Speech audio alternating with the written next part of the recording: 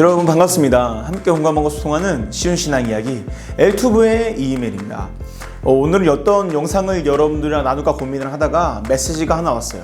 구원의 확신, 내 믿음 왜 흔들리는가에 대한 고민을 받은 그 내용을 읽고 오늘은 구원의 확신에 대해서 함께 이야기 나눠보면 좋겠다 생각이 들어서 오늘 영상을 준비하게 되었습니다.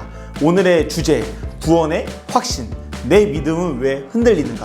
지금부터 시작하겠습니다.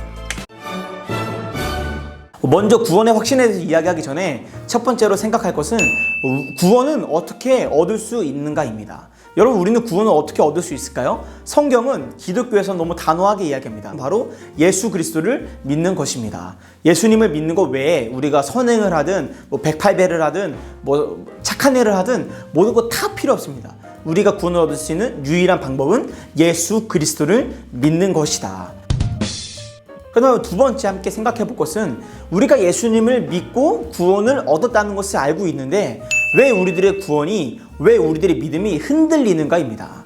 우리들이 분명히 예수님을 믿고 구원을 얻었지만 또 수련회 가서 우리가 다 서원하지 않습니까? 예수님을 믿을 사람, 세상에서 이길 사람 손 드세요. 그럼 다 손 들고 기도합니다. 그런데 우리가 그 교회 문을 열고 수련회를 끝나고 문을 열고 나왔을 때 우리들이 생활하는 그 현실이, 그 세상이 우리를 믿음 가운데 있도록 가만히 냅두지를 않는 거예요. 그러니까 우리가 이리 치이고 저리 치이고 그러면서 우리들의 믿음이 흔들리는 경우가 있죠. 믿음이 흔들리는 것에서 끝나지 않고 우리들의 믿음이 나는 진짜 구원을 받았는가? 나는 진짜 예수님을 믿어 구원을 받았을까라는 구원까지 흔드는 경우가 종종 등장합니다. 실제로 성경 인물들을 바라보면 그들은 인생이 180도로 바뀌고 진짜 예수님이 원하는 삶대로 살아가는데 내가 그러한 삶을 살아가지 못하니까, 내가 세상에서 흔들리고 믿음이 흔들리니까 나는 진짜 예수님을 믿는가? 나는 구원을 받았는가가 흔들리기 시작하는 것이죠. 그 세 번째는, 그럼 우리가 그러한 생각이 들 때 어떻게 해야 될까요? 먼저 여러분 오해하면 안 되는 것이 성경 인물들이라고 해서 예수님을 믿는다고, 하나님을 믿는다고 인생이 180도로 바뀌었을까요? 바뀌지 않았을까요? 놀랍게도 한 번에 바뀌지 않았습니다. 대부분의 사람들이 믿음이 흔들리고 막 세상으로 막 빠지기도 했어요.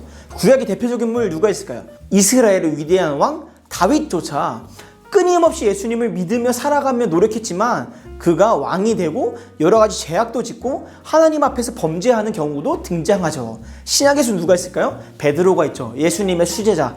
예수님이 그 사랑하고 아끼던 베드로 역시 예수님을 부인하며 떠난 경우를 우리는 보았습니다. 근데 여러분, 이거 기억해야 될 것이 있습니다.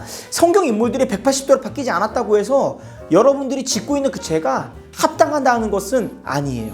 우리들은 연약한 존재이고 부족한 존재이기 때문에 성경 인물들과 같이 죄악을 지을 수 있지만 마찬가지로 성경 인물들과 같이 끊임없이 내 죄악을 붙들고 하나님이 원하는 삶으로 살아가기 위해 노력해야 되는 거예요. 이게 전문 용어로 성화입니다. 성화. 우리 모든 크리스천들은요, 모든 기독교인들은 나는 죄를 지었어, 나는 범죄를 저질렀어, 나는 부족한 존재였어요. 여기서 끝나면 사탄이 좋아하는 거예요. 여기서 끝나는 것이 아니라 더 뛰어넘어. 나는 부족하지만 예수님을 더 믿을 거야. 나는 죄를 저지르지만 예수님을 믿을 거야. 나는 부족하지만 구원에 합당한 열매를 맺을 거야 라는 것이 우리들에게 필요한 믿음입니다. 하나님은, 예수님은 여러분들에게 100% 완벽한 믿음을 요구하지 않으세요.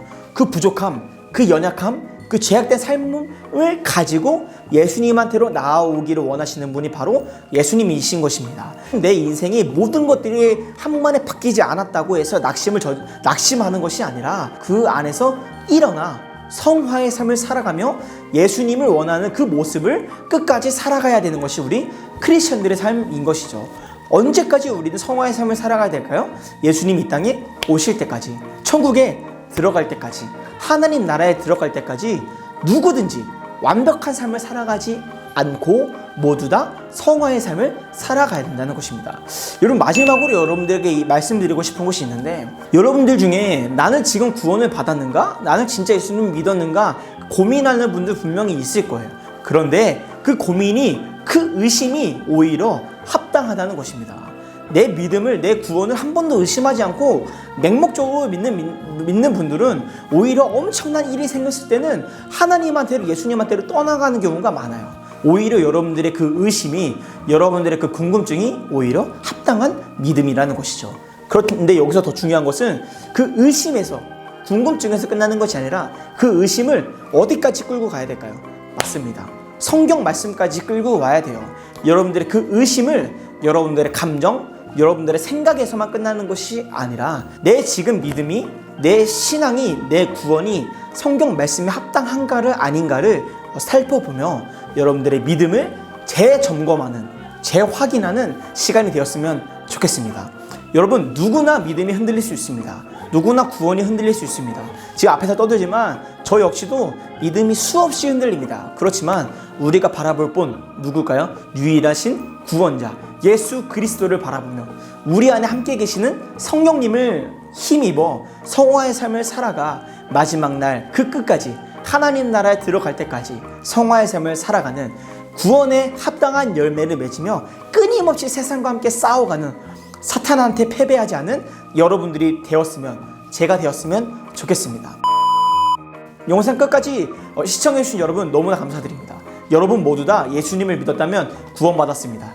사탄이 여러분들을 유혹하는 그 유혹의 소리에서 벗어나 성경 말씀에 근거한 합당한 믿음과 합당한 구원의 열매를 맺으시는 모든 분들이 되었으면 좋겠습니다. 여러분, 혹시나 이 영상이 여러분들의 그 궁금증에, 생각에 도움이 되었다면 좋아요와 구독 눌러주시기 부탁드리겠습니다. 오늘도 함께 해주신 여러분 모두 감사드립니다. 저는 그러면 다음 주에 또 뵙겠습니다. 감사합니다. 힘내세요.